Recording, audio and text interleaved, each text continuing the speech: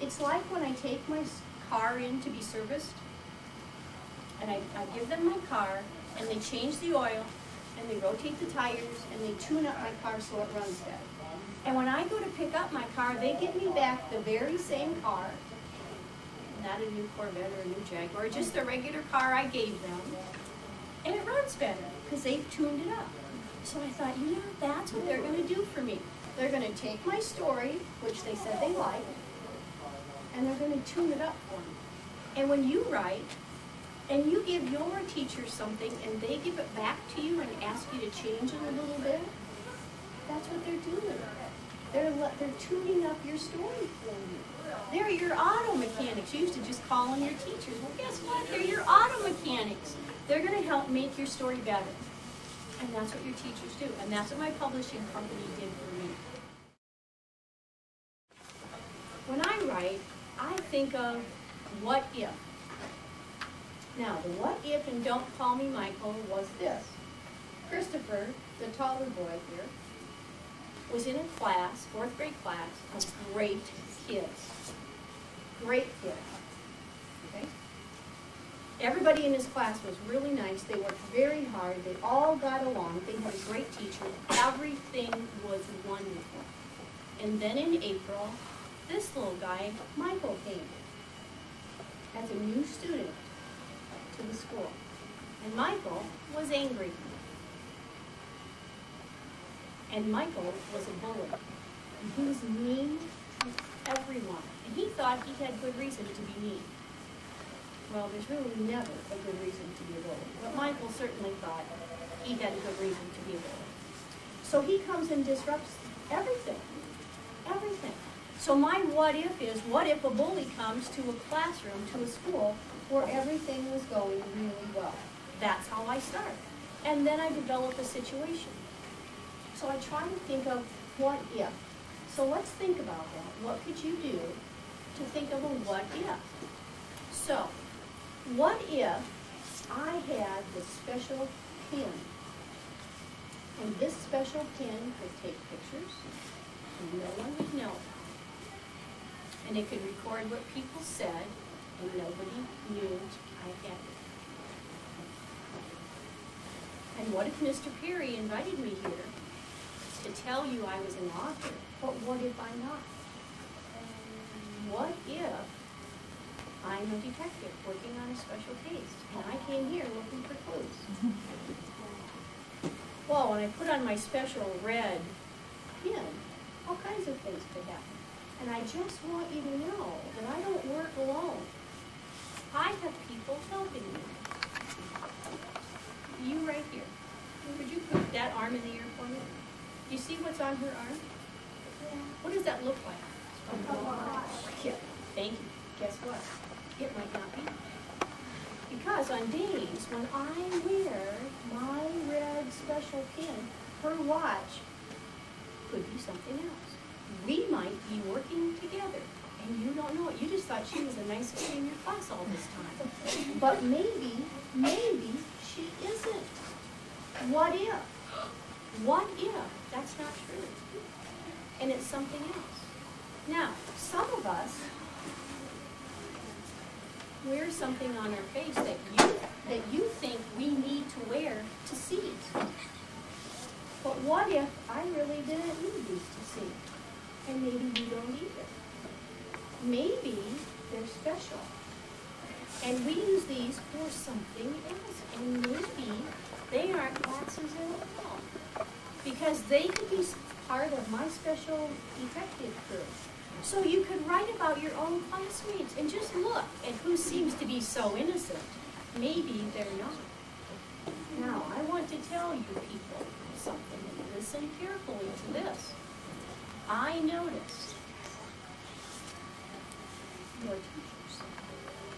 And your teachers all have on secret decoder necklaces. This is major!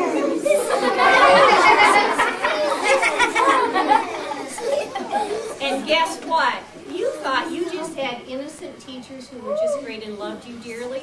But what if you wrote a story? what if you wrote a story and you really told what you thought was going on with these three teachers? I noticed that right away because I have on my red special feature. So I noticed that. So when you go to write, think of, is that watch a watch? Are our glasses glasses? And what is going on with your teachers? Be thinking about the what-if situations when you go to write your stories. Now, I'm going to tell you about a story that I've not even started. I have the idea. On this piece of paper, I have things written at the top and things written at the bottom. This is an idea for one book. And this is an idea for one book. I don't have everything planned out like R.L. Stein does. I think about the what if. And here's one of them I want to share with you.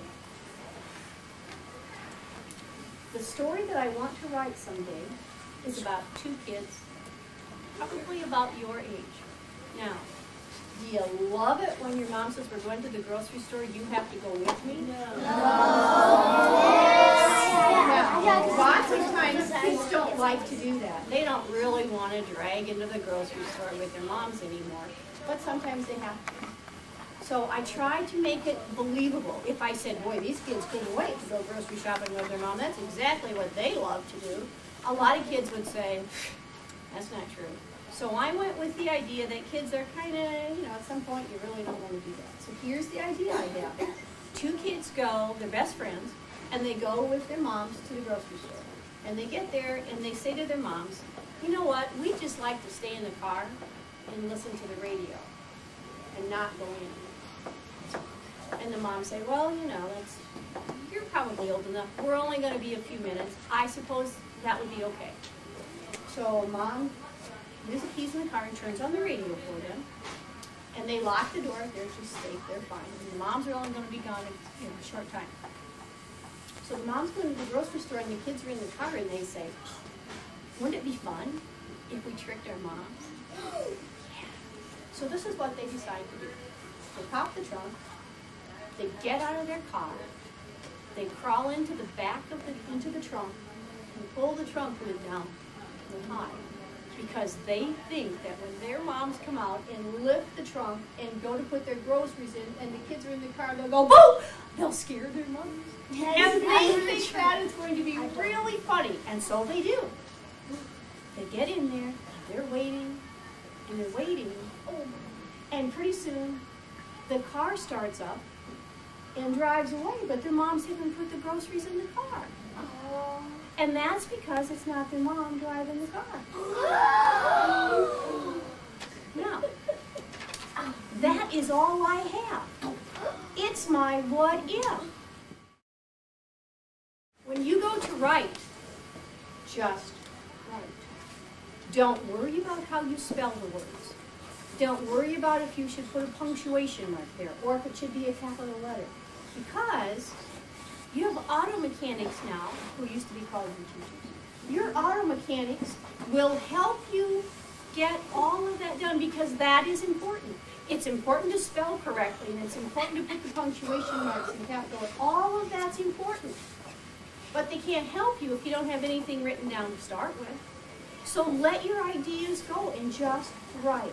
And then you can go back, because you'll get a chance to write more than once, the same thing. You get to change it, just like I did. And then you can make it all perfect, because your auto mechanics will help you. So don't stop and worry about how do you spell the word. Just write how you think it is and keep going. And the other thing I would say to you is this. Never, never count your words. Just write. Who cares how many words are written? Write your ideas. Because if you're writing, and then you look at it and stop, and now you count 1, 2, 3, then what you're doing is math. You're just counting. But your ideas stop, and you want the ideas to come. So don't stop to count words. We don't care how many words are there. I couldn't begin to tell you how many words are in my story. I don't know. I've never counted them. But you want to write to get a good idea. That's the most important. So don't count the words and just write and let it go. And remember, your auto mechanics will help you. Kids always say, how old do I have to be before I can publish a book? You're old enough right now. You are old enough because when I sent my manuscript into my publishers, not a one of them said, how old are you? They didn't know if I was 10 or if I was 90. And they don't care. They don't care. Now, you can't just write a one-pager and send it in and think it's going to be a book. But work on it, and don't wait. You don't have to wait till you're out of high school. You don't have to wait till you're out of college. Get it together and you can do it. So keep writing.